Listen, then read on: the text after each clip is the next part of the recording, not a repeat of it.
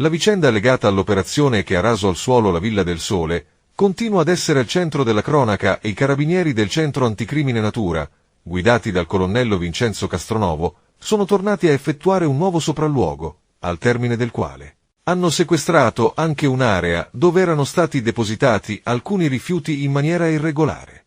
Lo scrive il quotidiano La Sicilia. Al vaglio dei carabinieri ci sono le autorizzazioni e le procedure seguite per la realizzazione della struttura. Le indagini dunque proseguono anche con l'ausilio di foto, che sono state scattate mentre, contestualmente, i responsabili del cantiere sarebbero stati sentiti dagli investigatori. Negli scorsi giorni il Codacons ha presentato un esposto alla Procura della Corte dei Conti chiedendo di fare luce sulla presunta edificazione abusiva in area vincolata della Valle dei Templi. Più volte della vicenda si è interessata la stampa nazionale e in particolare Striscia la Notizia, che proprio nei giorni scorsi ha realizzato l'ennesimo servizio.